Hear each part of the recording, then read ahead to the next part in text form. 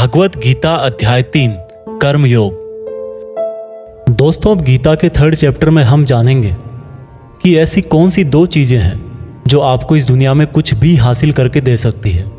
इसमें यह भी जानेंगे कि हम क्या हैं और हमारे अपने मन को अपने काबू में करके अपनी सभी गंदी आदतें कैसे छोड़ें और अपनी मनचाही मंजिल कैसे प्राप्त करें।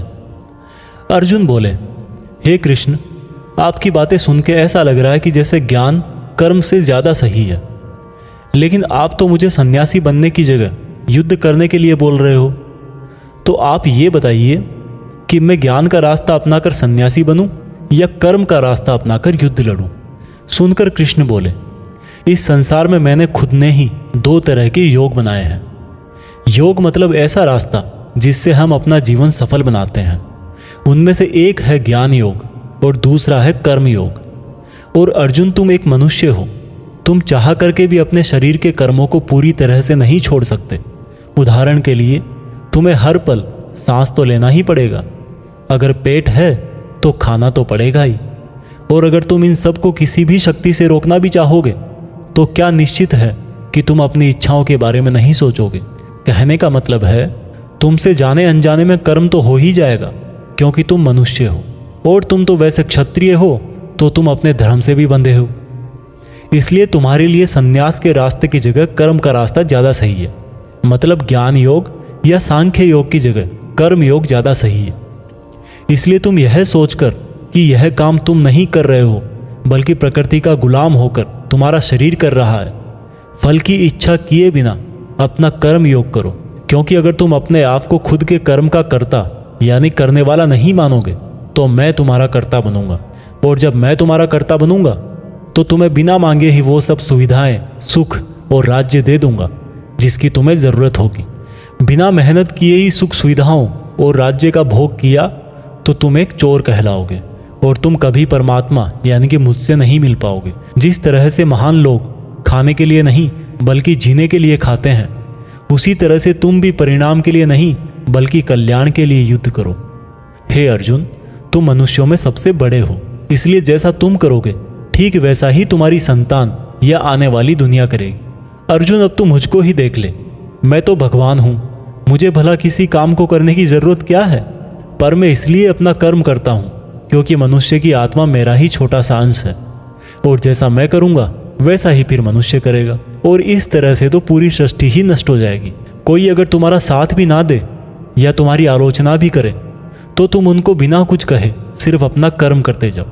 और ऐसा करने पर वह मनुष्य भी कुछ समय बाद तुम्हारे जैसा ही करने लग जाएगा। जो व्यक्ति यह सोचता है कि वह कर्म खुद करता है, उससे बड़ा मूर्ख और दुखी इस दुनिया में और कोई नहीं है। और ज्ञानी लोगों के द्वारा ऐसे मूर्खों को कभी नहीं छेड़ा जाना चाहिए। इसलिए अर्जुन, तू भी अपने आप को इस कर्म के बंधन में ना बांधकर बिना किसी आशा के, दया के और पछतावे के अपना युद्ध कर। अर्जुन, खुद का धर्म और कर्म दूसरों के धर्म और कर्म से ज़्यादा अच्छा समझा जाना चाहिए। भले ही हमारे खुद के धर्म में और कर्म के पालन करने में कोई कमी रह जाए। अर्जुन ने फिर सवाल किया कि अगर मनुष्य उसी परमात्मा का अंश है तो उससे गलतियां क्यों हो जाती है और वो बुरे काम क्यों करता है। भगवान श्री कृष्ण बोले कि मनुष्य शरीर भोग विलास करना चाहता है क्योंकि उसकी प्रकृति वैसी ही है। इसलिए अगर उसकी इच्छा पूरी नहीं होती तो उसको क्रोध आता है। और जिस तरह धुएं की वजह से आग दिखाई नहीं देती, उसी तरह से काम और क्रोध की वजह से मनुष्यों को अपना धर्म, कर्म और परमात्मा दिखाई नहीं देते। और इसी वजह से क्रोध और कामनाओं में आकर मनुष्य अपनी इंद्रियों और मन पर नियंत्रण खो देता है और ना चाहते हुए भी बुरे काम और गलतियां कर बैठता है। अर्जुन, तू हमेशा याद रखना, इस शरीर से ज़्यादा शक्तिशाली है इसकी इंद्रियां, इंद्रियों से ज़्यादा शक्तिशाली है मन, मन से शक्तिशाली है बुद्धि, और बुद्धि से ज़्यादा शक्तिशाली हो तुम यानी कि तुम आत्मा। इसलिए अर्जुन, तू अपनी आत्मा से अपनी बुद्धि को वश में कर। बुद्धि मन को वश में करेगी, मन इंद्रियों को वश में करेगा और इंद्रियां शरीर को यानी कि तुम्हारे बुरे कर्मों को। दोस्तों, अब श्री कृष्ण की कही गई बातों को हम आज की लाइफ के हिसाब से समझते हैं। देखो, इस दुनिया में रिजल्ट 2 ही चीज़ों से आते हैं, ज्ञान और कर्म, मीन्स नॉलेज और एक्शन। लेकिन दोनों अलग अलग हैं। आज की दुनिया में हम दोनों चीज़ों को आपस में रिलेट करके देखेंगे। हमारे लिए नॉलेज भी उतना ही ज़रूरी है जितना एक्शन।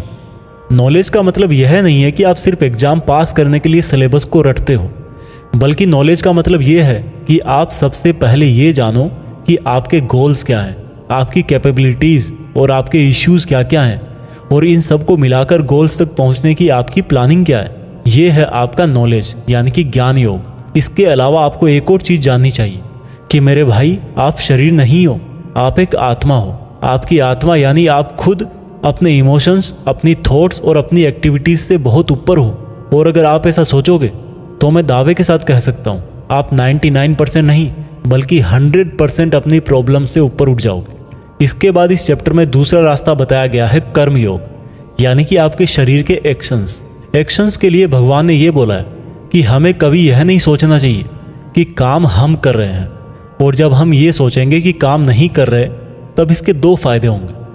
एक तो ये कि आप अपनी मेहनत के रिजल्ट को लेकर टेंशन में नहीं रहोगे, और दूसरा ये कि आप इमोशनली स्टेबल होकर अपनी बेस्ट मेहनत कर पाओगे।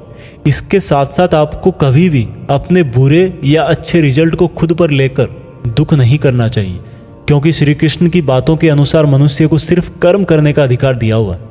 इसके अलावा आप अपनी किसी भी बुरी आदत से कैसे छुटकारा पाएं, इसको बहुत ही आसान शब्दों में बताया गया है कि आप अपने आप को उस परमात्मा का ही छोटा सा रूप यानी कि आत्मा समझो, और आत्मा के ध्यान से अपने ब्रेन को और ब्रेन से अपने मन को काबू में करोगे, और इसके बाद में आपका मन अपने आप आपके सभी फिजिकल सेंसेस यानी कि इंद्रियों को काबू में कर लेगा। और जब आपकी इंद्रियां आपके काबू में हो जाएगी तब बुरी आदत छोड़ना तो क्या कुछ भी मुश्किल नहीं है।